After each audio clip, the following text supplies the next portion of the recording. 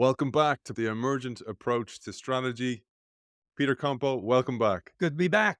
Great to have you back, man. I was looking at some of the reactions to the teasers I put out about this series, and we're on a good path. I think people are looking forward to this. And today we're going to get stuck in, going to pick up the pace a little bit because we'll be with you for an entire year, the amount of content that Peter has. I thought we'd start off with chapter 4, and this is the limitations of aspirations, plans, and metrics, and something that kills so many of our audience, Peter. And I thought I'd start off with a little quote from that chapter where you say, while three of the designed framework components, aspirations, plans, projections, and metrics, contribute to the solution to the killer problems of change and innovation, each has its limitations. None fully meet the free choice, real time guidance, and unification requirements, which explains why managing only by aspirations, plans, and metrics leads to limited success. I thought I'd tee you up with that and you give us an overview of what you're talking about Sure. here. So chapter 4 takes off now after chapter 3 established what do you need to solve what I termed the killer problems of change and innovation. And those killer problems can be summed up just as a recap as and if you have that influence diagram again in your mind, the right-hand side is the emergent side, the aspiration side, the global side, however you want to think of it. And the left hand side is all the things that you can do: choice, action, decisions. And the killer problems can be summed up is that which you can do really ultimately doesn't matter. And that which really matters, you can't directly manage. And this came out of complex adaptive systems and out of that little influence diagram model. So the conclusion from that was, well, a solution to that problem, and I likened it to Rummel's Heisenberg analogy from 1979, but that the solution is that whatever management technique it has to, number one, be a free choice, meaning you can't just choose to have your outcomes that you want. Number two, it has to unify all of those decisions and actions so that they're coherent. And the third, it has to give real time guidance.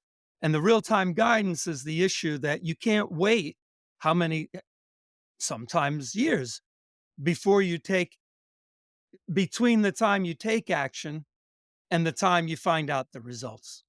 So those were the three things we're looking for. Real time guidance. It unifies all those decisions and is a free choice. So then chapter 4 then says, well, let's look at some of the other framework. Let's look at framework components and decide how they solve the killer problems by meeting these three criteria. So plans, metrics, and tactics and aspirations themselves, none of them can fully meet those three criteria. So, for example, a metric doesn't tell you in real time what to do. By definition, it only tells you after you've done something whether it was the right thing to do. Plans don't give real time guidance. So, say that your strategy framework demands or suggests that by 6 months, you should get some research done, or an experiment done, or some activity with the government done. Okay. That doesn't give real time guidance. All it tells you is that you have a wish to do something in 6 months. Doesn't tell you what to do day to day. Tactics only apply to a small scope of the organization, and so they can't fully unify. Same with plans. If the plan is very small and you can do it in a few days, that's not going to be a unifying plan because you're going to have to pick a very small part of the organization. If you make a plan very big, eventually it just looks like the overall aspiration. And again, no real time information and inability to know whether you're following it. So, chapter 4 essentially went through all of these reasons why plans, metrics, Aspirations themselves and tactics simply cannot meet those three criteria properly. That was the first part of chapter 4. Then you get into there are two metrics that can provide real-time guidance, one being adherence to a rule, and the other is measurement of deviations from your diagnosis. What this is pointing to is that only a central rule can give you those three things: real time guidance, unification. That's why it's central, it applies to everything, and a rule that you can choose to put into place, a rule that is a free choice to make.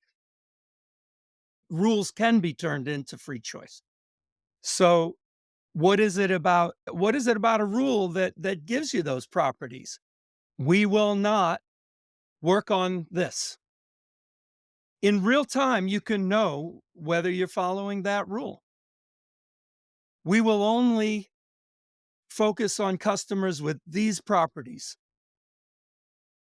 Can you know whether a customer has those properties? If you can, then your rule is real time. You can decide whether you're adhering to it or not. You can judge whether you're adhering to it or not. And that's what makes a rule so powerful. And a central rule in particular, that much more powerful because it also unifies all of the actions and decisions. Peter, I thought we'd bring that to life a little bit. This idea of the central rule creates a boundary, and that boundary is helpful. One of the challenges I experienced, so I'll put it into a context, and please feel free to share another one that you may have studied or experienced yourself in your career, is that an organization might be leaning into digital. So I worked in a media company, and what happened over time was I created new digital products, and you had the challenge of digital dimes versus analog dollars. For the same advertising that was analog was worth much more because it was less measurable, and also digitization drove the price down. So you had this kind of challenge between the company, and as you say in your book, each action might look great on its own yet fail together. So the traditional business was still charging higher yields or earning higher yields for a product, but often bundled in the lesser Mhm, cousin, right? mhm, So the poor cousin got bundled mhm. in to sell the higher, and you're going, well, we're actually fueling our present with our future. So you had this kind of problem the whole time, and this is something that many organizations see, where they either dismiss the disruptive technology or they try to bundle it in, or we were just talking about Firestone, for example, the tire company, that they're trying to plug the dam like the little Dutch boy as long as possible before it all comes plowing through and absolutely destroys the organization. I'd love you to expand on that kind of challenge, that battle within the company. I think what you're generally talking about is products in a life cycle, and that you have mature products, you have new products, and many people in the organization would rather sell products that have higher return or less cost of development and so forth. And I think this is an example I use a lot and a great example of what strategy can do, and how just if you don't have the full scope, if it's not a central rule, you can run into these problems. So, in general, what are we saying is that different people in an organization or different functions might have greater value for making their particular area look better. In the absence of a central rule from leadership, why shouldn't they do that, right? Why shouldn't they make their situation better locally? Because that's what they're held against. So sales wants to sell certain products that production doesn't want to make because it goes against their individual metrics. So that's where a central strategy rule comes in, where if the diagnosis has been we've got to take the hit on developing these new products, and they're going to cost more, and they're going to mean retooling, then production has to accept it. But from their local area, they might not see that whole picture, right? And maybe even a whole business unit, as you described with Firestone, or maybe even a whole company that's not recognizing the need to make the change and to see what's coming. It all has to do with this idea of local versus global, right? In your local view of the world, it may make sense to keep doing what you're doing. But this is what strategy's for, isn't it? It's to give guidance, it's to give a rule that takes you away from just doing what's right for what you observe yourself, for your local situation, and not be seduced by your local situation, right? Was Firestone seduced by the idea that slowing down the change to radial tires was better for them because in their local world and local in time, it meant for better economics? So what is the strategy all about? It's got to be for the whole organization. It's got to create these trade-offs. It's got to show people to do things that are against what they would do locally in the absence of other information. And this is the power that tactics, plans, and metrics don't have, and only a central rule does. There's a great paragraph here. You say granularization can lead to overconstraint. If a business aspires to grow in North Africa, for example, creating sub goals for each of 10 countries makes perfect sense. Or even more granular, creates 10 different customer segments based on their buying patterns, then break them into smaller customer groups managed by individual salespeople, and so on and so on. The list, you say, can contain supporting plans, set up a sales office in Tunisia by April 2025, design the sales brochures in Algeria, hire two more salespeople in Mali, etc., etc. However, the more specific the description of each little goal and plan, the greater the constraint on the organization. And here's the thing, asking the North African sales organization to sell 1 million units overall is less constraining than forcing them to sell 230K units in Tunisia, 420K in Mali, and 350K in Algeria. An aggregate goal creates the freedom to sell wherever people want to buy. If there's good reason for forcing specific sales numbers in each country, fine. But the more granular the goals, the greater the potential to paralyze the organization with over specification. And I love this line. There's also the potential for unwanted self competition within the region. And when I read that, I was like, going, that's exactly what happened, say, in my context, where traditional business were given a directive to sell more digital products. So they started to just apportion some revenue towards it to say it was digital. And you're like going, that's against the entire point, but it's because of the metrics, and the metrics were wagging the dog and dictating a certain type of behavior that was no good for the organization. That is a classic example of when the measurement becomes the goal. And what you were describing comes from a little bit of a larger thought process in that chapter. And I think it's one of the most important conclusions from the model of strategy that I present is that cascading back from a goal, a, from a corporate goal, cascading back till you get granular with every individual person and every little task that has to go on. It seems like it would be a solution to the killer problems of innovation, that it would give free choice and real-time guidance because you made it so granular. You can say, okay, we know we have to sell this product in this country at this time. The problem is there's no unification at all when you do that. And you just described an example of that where you start fighting in-house because there's no guiding principle that makes an action right or wrong.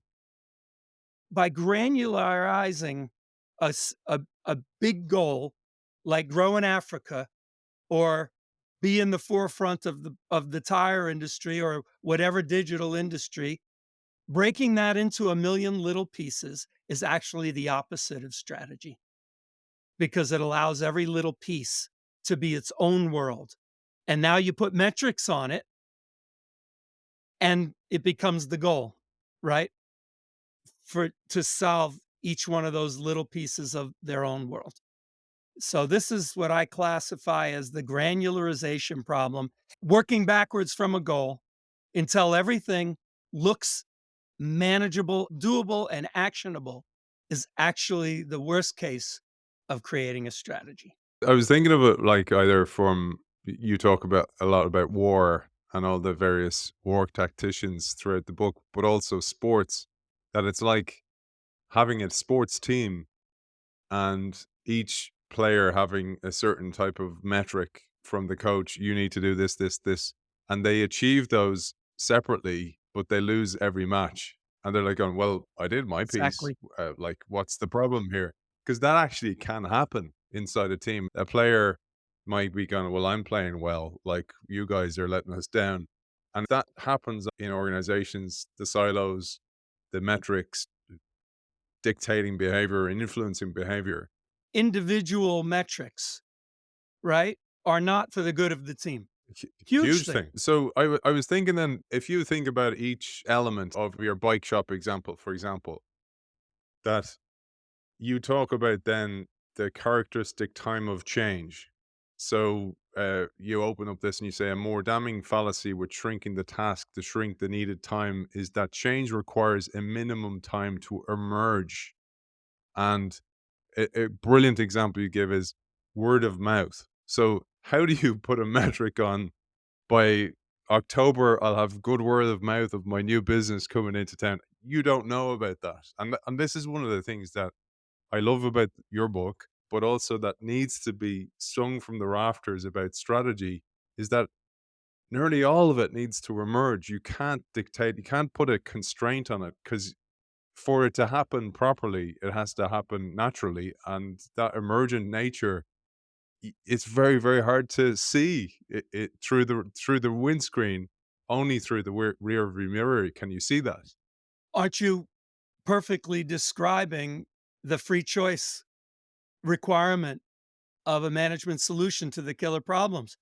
If it were a free choice to have people believing in the value of your product or the quality of your product instantaneously, well, you would just do it. If it were the free choice to have a new manufacturing system for selling radial tires or pick any goal that any business ever had of any meaning, of any depth, if it were just a free choice to demand that it be true, why would we need strategy at all? We wouldn't. And so what you're connecting to is a second workaround that people think they can do to solve these killer problems of innovation. They think, well, okay, if I need real-time guidance, what I'll do is I'll shrink the goals to such a small time that I can approximate real-time guidance. I can approximate whether we're doing the right things because I'm getting feedback right away. And I liken it to, okay, if you have to run a marathon, think of it in terms of shoot, not kilometers. I don't know what the kilometers are of a marathon, but what the miles of a marathon is 26.2, I believe, right? Break it into 26.1 or whatever it is segments. Okay, that may help mentally. Maybe that's a fun kind of tool, but it doesn't change the fact you got to run 26 miles, point two, right? So this is another fallacy. One is the granularization. Okay, we'll make things so granular and give everybody such a very minute explanation of what they have to do. So it's obvious they'll know what to do. And the other is the fallacy that you can shrink the time dramatically. And neither are solutions. This is absolute torture for so many. I'm sure it happened to you in your roles where you have somebody who believes they're doing their job. usually in a finance role or a PM role. And some of the examples you give in the book. So I'm gonna poke into some wounds, and some cases open wounds of some of our listeners.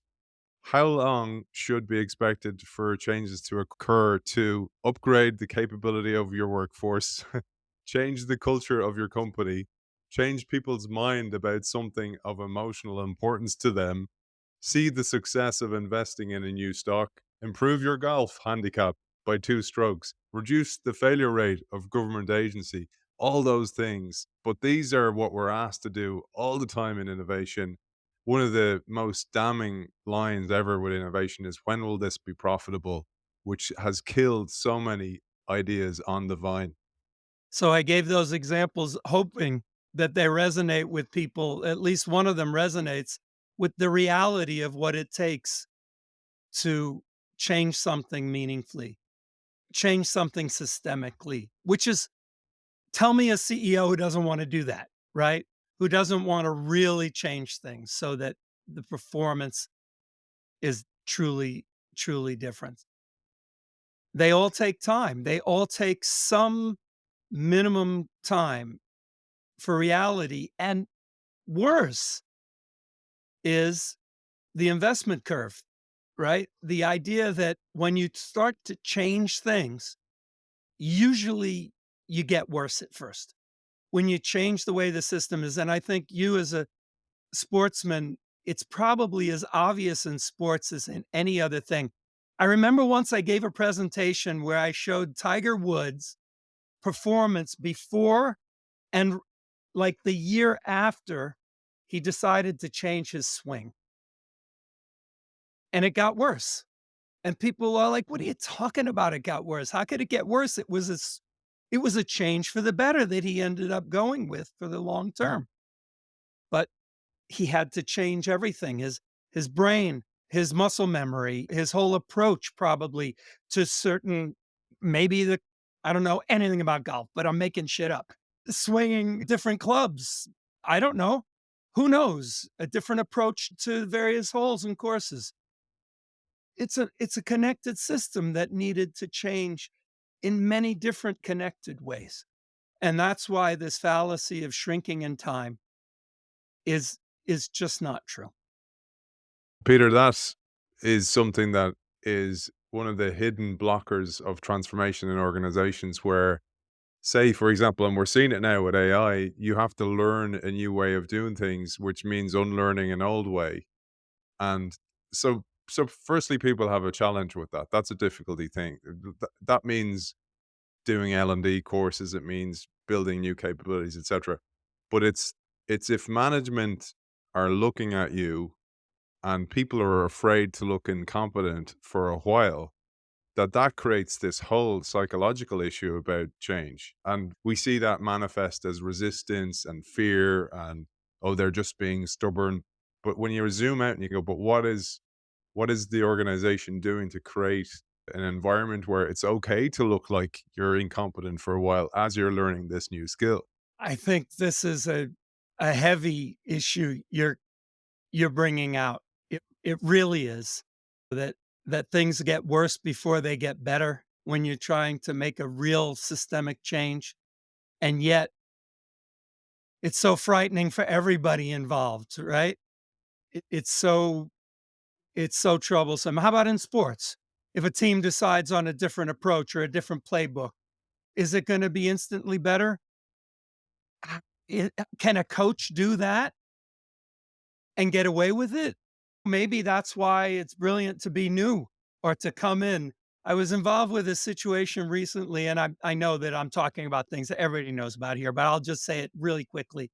A new person on a board, a new CEO, and someone on the board said, "Well, boy, things are really messy right now. That makes it really hard for this new CEO."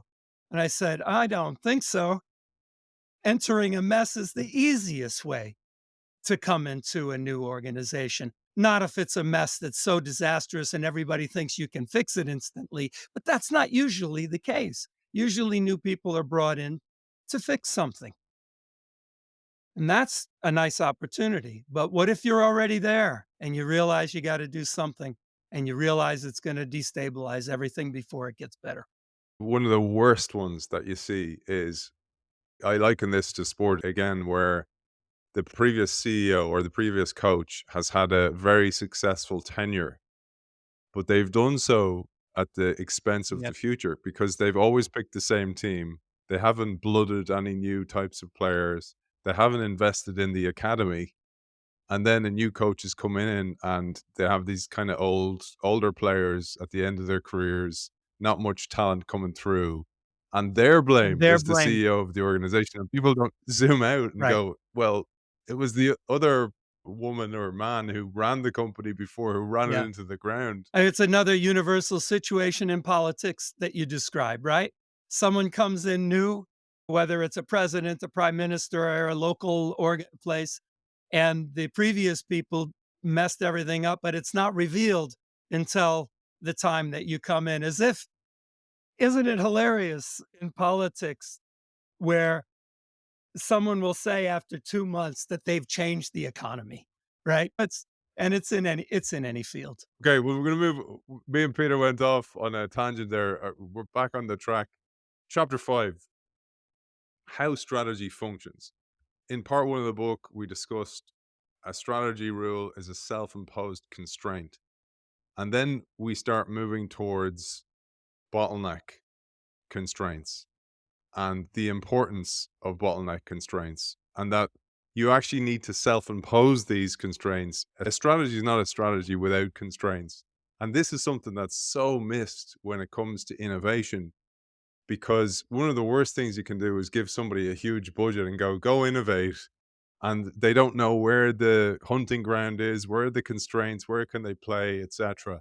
This is one of the key elements of the book. I see stuff that you've been sharing. I've been following your resources for months before we got to interview, and then I read the book and it all came together. But this idea, getting your head around constraints, connected to the overall vision, the North Star, is essential for any successful strategy. You're right that this is the heart and soul of understanding strategy as it comes from a model of innovation. And it's the interplay of several types of constraints.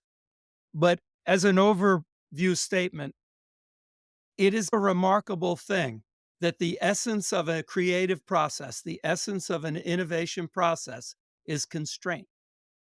It almost seems backwards. How could it possibly be? But we covered that in chapter 2 and 3 in the theory of emergence, right? That low local level activities lead to the emergence at the global scale of the innovations. So now we're at the spot. And what chapter 4 was trying to do was, well, how do you do that? Well, these things can only do it a little: tactics, plans, metrics. So what does do it? A central rule. A strategy is a central rule. And what is it? It's a self-imposed constraint. But let's put it in the context of the other constraints. The aspiration that the strategy is aimed at is itself a constraint. It defines the scope of the endeavor, right? And this immediately brings out that this idea that strategy is always long term, for example, and big and important, is not true. It's your aspiration that determines the horizon and the size and importance of a strategy, because the strategy is for achieving the aspiration. So the aspiration itself is a constraint that you choose to create the scope of your program. If you want to take on a lot, you have a big aspiration, and the constraint is you must do that whole thing. If you want to take it in small bites, then the constraint is much smaller and you aim at small things. The strategy has to follow it. But there's a third constraint that is really the magic to finding strategy. And that is what I call the bottleneck constraint. In theory of constraints from Goldratt, it's called the system constraint. Same idea. Rummelt talks about it as what's in the way. And the reason why this constraint is the magic to finding strategy, is that strategy has to reduce what's in the way. I use the term bust, has to bust the bottleneck to achieving the aspiration. And this is the magic because instead of everything mattering, which is what you get, and I remembered the word I wanted to call granularization, it's the idea of cascading, cascading down where everything matters and you take it down to this very great detail, right? That would have been easier for I me to know, say, me by the too. way. I should have called the cascading problem. But anyway, cascading down when everything matters, nothing matters. And how many strategies are simply lists of all the things you think might be important for achieving that aspiration? But there's no unification to that. And what's the chances that all those things are of equal importance to achieving the aspiration you want to achieve? The chances are almost zero. You have to discover what's really in the way, what's limiting. And I use the word bottleneck instead of obstruction or barrier because in most situations in business and in life where you would use a strategy, you're thinking about process of change and time and you're thinking about a flow of success, right? And a flow of products and a flow of inventions and things like that. And I think a bottleneck being something that is constricting, and you're going to open that so you get more movement, more forward motion. So those are the three key things, and I summarize them as the triad, right? The aspiration defines the scope and importance and horizon of the project. The bottleneck is the constraint that defines what's in the way of achieving the aspiration. And then the strategy is a rule that, in fact, all rules are constraints, is a self imposed constraint to reduce the bottleneck to the aspiration. You say then that each time you do that, each time you break or you bust a bottleneck, the system, and this is your organization, the system's capability or its fitness increases, and another bottleneck becomes rate limiting. So that becomes your next thing to deal with is the next bottleneck. And I was thinking about that say it's a startup or even a new product within an organization, we get so overwhelmed by what we talked about earlier on, and it's not even overwhelmed, it's we focus on what will be measured on or rewarded on because we're given these metrics, and oftentimes they're useless, like they're the least difficult things to surpass because it looks like we're making progress, this bias for action that we have. Well, if we focus on, like, Astro Teller would call it the monkey. So what's the difficult thing that I Yep. need to deal with? Because if I don't get through that, It I'm doesn't not gonna matter. actually have a It breakthrough doesn't at all. matter what you do. I think this is the essence of it. Elon Musk, he was asked why did he succeed with electric cars when other electric car companies had gone bankrupt and failed. And there were some explanations for those others, but I think his explanation really showed his overall strategy thought process. And his answer was not, well, we do everything right. His answer wasn't, we've designed beautiful cars. His answer was, we're an engineering company. And what does he do? He talks about spending time on the shop floor. He talks about fighting through all the barriers to making electric cars efficient and cost at a level that people can afford, right? And with long range and the right driving experience. He viewed it as an engineering problem, not we're going to be great in marketing, we're going to be great in this aspect of working capital, we're going to be great in terms of the design of the inside of the car and options and features. And it sounds a hell of a lot like what we talked about in the first session, Henry Ford. who said no options or few options, very few stylistic cues. You want you want a Model T? You can have it in any color you want so long as it's black. And he spent his time on the engineering floor, developing the things that we associated finally with mass production. And like we said, this strategy was not, we're going to do assembly lines. He didn't even have the assembly line at first. It came in 5 years later, as did the rule that can only get the car in black. These have emerged based on the engineering view of producing the cars. There was a reminder I have in here that low level rules drive freedom and creativity. High level rules are just noise or lead to paralysis. And bringing it back to the bike shop, you said the rule, make a profitable bike shop, being my rule, is an unenforceable and useless constraint, while the rule, only sell high end and novel bicycles, has meaning and forces discussion about what high end and novel means. And you say here, only low level rules are a free choice. That's a really important line that maybe just missed when somebody's reading the book, but I thought I'd pull it out and pull at that thread because I thought it was so important. Well, you're pulling us back to the fundamental point around the solutions to the problems of change and innovation. It must be a free choice. It's not a free choice to have a successful bike shop. It's not a free choice to have a successful electric car line. It wasn't a free choice for Ford to be able to change automobiles from toys for the rich to practical transportation for the average person and for the average business. His rule, no options, no style, nothing can get in the way of reducing the cost to customers and to throughput, which was an important one. That's why black paint was so important. It was the greatest for throughput. That's a very low level rule. And it looks nothing like the result you want. And that's one of the amazing things about emergent systems. What you can do doesn't look anything like the outcome you're trying to get.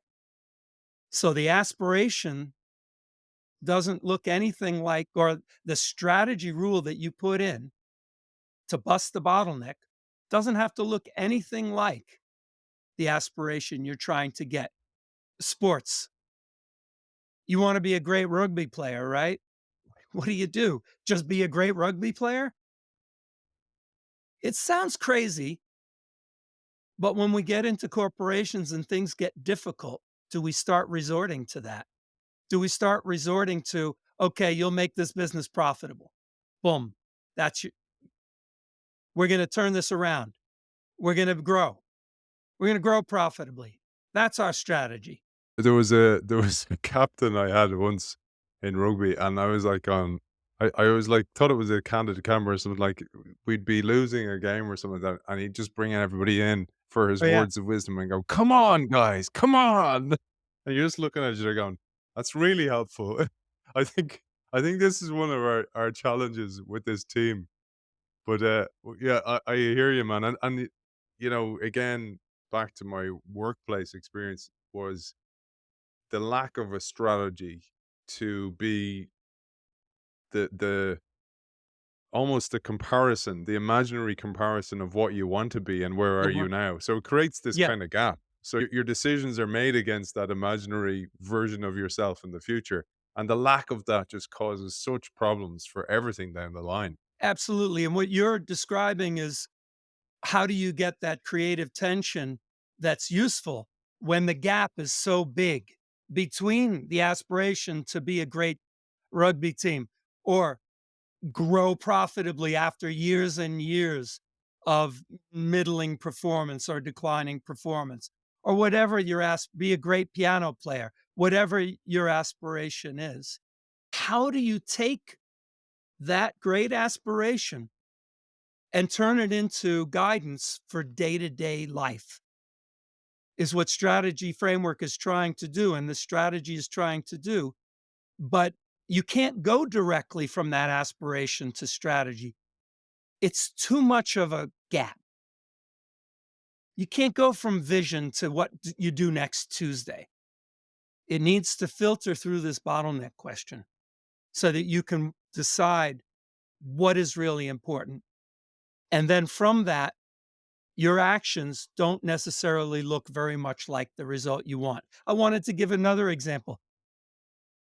The best practice on a musical instrument, if you just happen to be in the other room listening to somebody practice to learn a piece, a Chopin etude, Chopin ballade, the best practice is you couldn't even tell what piece they were practicing. Whereas bad practicers just play the piece over and over again, hoping by some magic it will get better. And it does get better, but it plateaus very, very quickly. And this is why granularization and cascading down and going individual and having lots of plans and lots of little choices and lots of decisions is better than nothing at all, but it leads to very, very mediocre performance. It plateaus very quickly because you're not attacking the constraint that really matters, the system constraint, the bottleneck. We're moving now on to chapter 6, and this is where you talk about that the fact that both strategy and tactics are for winning wars, and you discuss the challenge to understanding scope-based tactics. And I love how you incorporate also the thinking of General Mao Zedong. There's a lot in there, but I love the way Peter constantly brings in the master tacticians of military, etc., because obviously that's where so much strategy was devised in the first place as well. There's great quotes throughout the book as well. I'm going to let you buy the book or read the book. I really hope you're reading along with us, because this would be just a great way to actually get your head around it. Go to the Emergent Approach website, go to the website. I'll share it all the time as we progress through the book. But I'd love you to be reading ahead of us and then having this discussion, or listen to the discussion and then read the chapter, because it is the best way to learn. Over to you, Peter, to discuss what we're getting at now. And I think we'll leave it at it there. We'll leave it after chapter 6, and then we'll move into the next session, which is looking at the killer problems again. Yeah, Mao Zedong was and I'm not talking about his political theories or actions. I'm talking about when he was a great general and strategist in the 20s and 30s. And he's the only person I've found so far, I'm sure there's others, who have really, I believe, a meaningful definition of the difference between strategy and tactics. And what I'm fighting is the idea that strategy is for the long term and tactics are for the short term. We've already covered that. No, your aspiration determines your time horizon. Strategy doesn't determine that. If your aspiration is short, your strategy is short, and your tactics. Another one is are for winning wars and tactics are for winning battles. Well, tell me this. Why would you ever fight a battle? Why would you ever lose a battle if it's not for winning wars? And this is what Mao was trying to get at. There's other definitions that tactics are implementation and strategy is the what to do, but that's all blown away by the idea of strategy as a rule versus a long list of plans or a goal. So what Mao said was a strategy is a law. A law was a different language for rule, and I don't even know what the proper Chinese translation was, what exactly it was translated from. You can get these, I have references, you can get these in the English translation directly, writings from the 30s. He said a strategy is for a rule, a law that applies to the entire system. And a tactic is a rule or a law that applies to a smaller scope. And this is the value of tactics, that you can take on goals of smaller scope with their own smaller bottlenecks and put in a rule for that. So if you have a company that overall is having to make a change to digital of some type, let's say, that doesn't mean that you have one rule that's going to describe everything you have to do. Maybe there's people that are responsible for very There are obviously people responsible for individual parts of the enterprise system of the company, and they need tactics for how they might deal with the individual parts, so long as they don't violate the overall rule, the central rule. So the example he gave was so brilliant. It was about the difference, it was about staying true to guerrilla warfare tactics. And he said, you can summarize guerrilla warfare tactics in some ways as never fight a pitch battle, right? He gave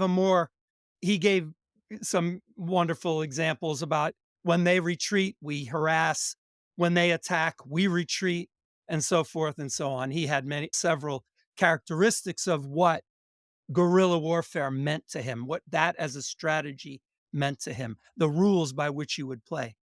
And he was out of power for a period. He lost power for a period. And the people who replaced him fought some pitch battles. And he said, this is a failure to execute. This is tacticization, where you turn the tactic from the small scope into the total rule. It's like what you were saying before about turning the metric into the goal, right? And they failed eventually in this, even though they won some battles. But as he said, if the battle is won, but it hurts the war, then the battle wasn't won. So, chapter 6 goes through the details of this and eliminates these other definitions of the difference between strategy and tactics and puts tactics as a rule, not of lesser time or lesser importance, but of smaller scope. And every organization has tactics. CEOs have tactics. And we can get into that in chapter 7, the idea that the CEO creates the strategy and everybody else is just tactics of that strategy. No, that's not how to design nested systems. Let's do that, man. I think that's so important that this whole bottom up versus top down versus bottom up approach. And I just wanted to emphasize something, and we talked about this before, is that each silo or subunit or department within inside an organization has its own kind of a north star as well, and therefore from that north star has a subset of a strategy and a tactics that all complement the Exactly. bigger overall north star as well. And that's so often missed because one thing I find, I don't know if you found this, Peter, is I worked in organizational development as well, and one of the reasons I did was because I couldn't understand how you could have this amazing strategy when I worked in innovation that would just go into somebody's desk and never be implemented. I was like, what the heck's broken there? And it was this connection between the innovation and the organizational strategy and the leadership skills.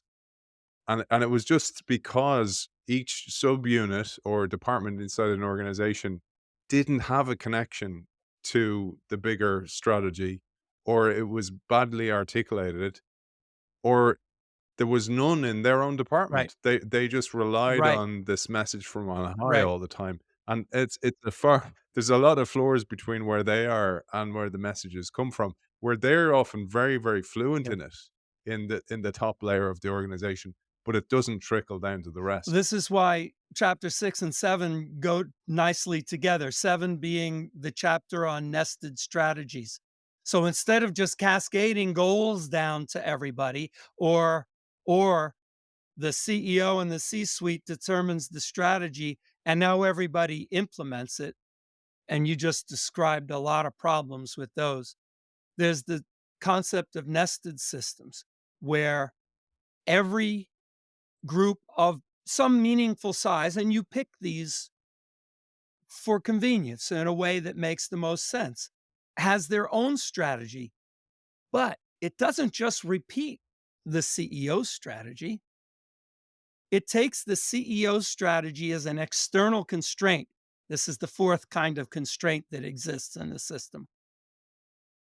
If the CEO's strategy says something about we're going to go digital in these areas, The IT department's strategy cannot be, we're going digital in some of these areas because you're not adding any new information. The IT's department now has to decide what strategy they're going to use to make that happen. And they're going to have their own bottlenecks that are different. Maybe the CEO's bottleneck for going digital is that they can't get all the functions in the company to agree on how to do it because one wants to go slow, another one wants to go fast. One wants to change real quickly because they can fix a problem they've got. But if they go very quickly over here in marketing and sales, now operations has to go quickly, and that's going to kill them in their metrics. So the CEO might have to create a system of deciding either I'm going to go quick or slow, and everybody has to toe that line, right? Everybody has to accept that once it's agreed. That's now an external constraint on each one of the systems, both manufacturing, marketing, and the IT group that's going to make this happen, right? Now, each one of those three organizations has to have a strategy now. The ops group says, oh my God, they're going to do this to us. Production, operations, I've called it two different names, call it operations. This is going to happen because it's for the greater good of the company, even though locally it's bad for me. Okay, what are we going to do to minimize that? What are we going to do to find a way to make this work in the least bad possible way? Marketing's going to have a strategy that's going to be, okay, we got a gift here. How are we going to be able to really use this to maximize and to take ourselves even that much further? IT's got a strategy on how they bring the two together in a way that's coordinated. None of those strategies look like the CEO's strategy. This is the proper design of nested systems. Each one of the organizations, including the CEO, has strategy, tactics, plans, goals, the whole thing. And to your point, it makes it easier for a CEO.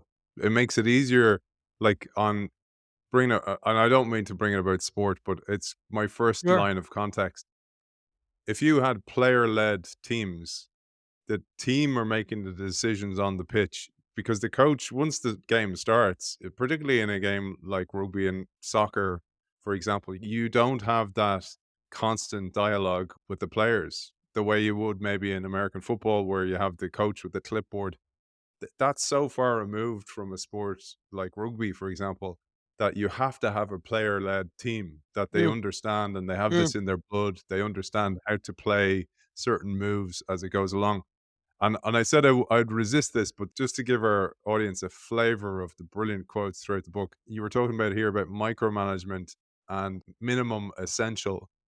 You said Helmut von Moltke, the 19th century German general, said, "An order shall contain everything that a commander cannot do by himself," and it was a him back then, "but nothing else." I thought that was such a wise say, and this is Yeah. 19th century, so you can see how this wisdom is still valid Yes. today. Well, Moltke was a brilliant general and understood nested systems.